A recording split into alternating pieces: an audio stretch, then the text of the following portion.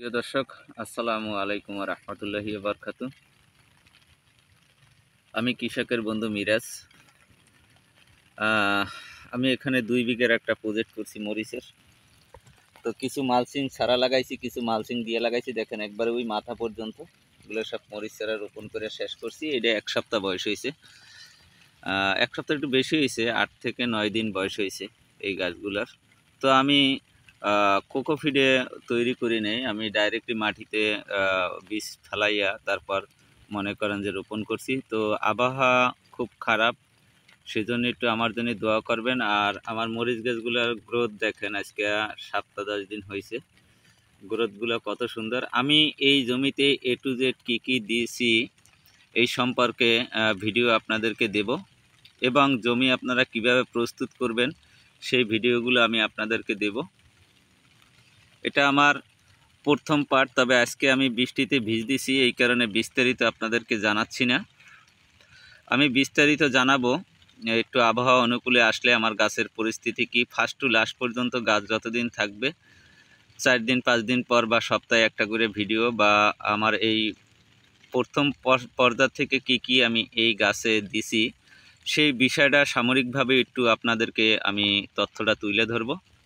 যদি আমার ভিডিওটা ভালো লাগে এবং ফার্স্ট টু লাস্ট পর্যন্ত কিভাবে মরিচ হয় বা কী বিষান্তরকে এই তথ্যগুলো জানাবার জন্য আমি আজকে এই ভিডিওটা করছি।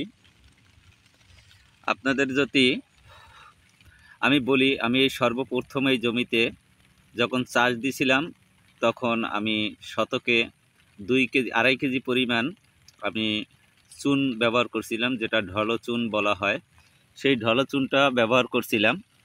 ব্যবহার করার পর আমি মনে করেন যে 2টা চাষ দিয়ে রাখছিলাম। 2টা চাষ দেওয়ার পর দ্বিতীয় চাষের সময় আমি দিছি হলে যে হালকা কিছু ইউরিয়ার সাথে আপনার অনুখাদ্য, যেটা বলা হয় থিওবিট, তারপর সোলোবার বোরন, তারপর হলে যে আপনার ফসফেট, এই কয়টা জিনিস মিক্সার করে জমিতে তৃতীয় চাষ করি। তৃতীয় চাষ করার পর মনে করেন যে আমি জমিটা শুকাই। জমিটা শুকাবার পরে আমি কিন্তু কাদো অবস্থায় আমি এই চাষগুলো করি। আর আমি যদি একটু আমার মাটিটার অবস্থা দেখি, তা আপনারা মরিচ চাষের জন্য বেলে দোআঁশ মাটিটাই প্রযোজ্য। এই দেখেন, এই মাটিটা কিন্তু গুঁড়ো হয়ে গেছে আমার হাতের ভিতরে। তো আসলে আমি এই মাটিটা, এখানে কিন্তু সব ধান চাষ হয়, কিন্তু আমি পানির ভিতরে লাগাইছি। তো এই পানির ভিতরে কীরকমের হয় সেই তথ্যটা এবং কি ঔষধ স্প্রে করা লাগে সেই তথ্যগুলো আপনাদেরকে দেব। তো দেওয়ার পরে আমি চাষ করার পরে আমি ডিআরবি সার মারি শতকে প্রায় 1 কেজির পরিমাণ, মানে 3 পা পরিমাণ শতকে আমি ডিআরবি সার মারি। মারার পর জমি প্রস্তুত করে ফেলাই। জমি প্রস্তুত করার পর আমি 5টা চাষ হয় আমার জমিতে। আমি টাইকোডার্মা ছিটাই, সেটা জৈব সারের সাথে টাইকোডার্মা ছিটাইয়া পরে দিয়ে মনে করেন যে আমি মালচিং বিছিয়ে রোল কইরা মালচিং বিছাইয়া তারপর আমি এই চারাগুলো রোপণ করছি। তো আসলে এই গাছটার যদি আমি একটু গ্রোথটা কাছ থেকে দেখাই, দেখেন এখানে এই যে সিরিয়ালে দেখেন একই সাথে গাছ রোপণ করা, কোনো একটা গাছ কিন্তু আমার কাটে নাই এখন পর্যন্ত।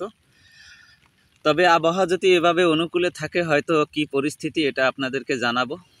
তো বিষয়টা হলো কি, আমি যদি এই গাছটা একটু দেখাই, দেখেন এটা অলরেডি ডাল সাইডে দিয়েছে। আর চারাটা রোপণ করার সময় অবশ্যই আপনারা চারাটা রোপণ যেদিনকার করবেন ওই দিনকার চারা যতটুকু পরিমাণ রোপণ করবেন ততটুকু পরিমাণে আপনারা 100 গ্রাম পরিমাণ পানি দেবেন প্রত্যেকটা গাছের গোড়ায় চারাটা রোপণ করার শেষ হওয়ার সাথে সাথে। এবং কি আমি যে এই খুঁটাগুলো দিছি এর একটা ব্যাখ্যা দিচ্ছি। আমি কিন্তু চারাগুলো লাগাই এই খুঁটা দিয়ে বাইন্দে সাথে সাথে চারাটা, কারণ কি যদি ছোট অবস্থায় চারা যদি কোনো প্রকারে বাতাসে নড়চড় করে তাহলে কিন্তু চারাটা গোড়া লড়তে থাকবে এবং কি ওই ঝিং দিয়ে থাকবে এবং ওই গাছটা মারা যাইতেও পারে।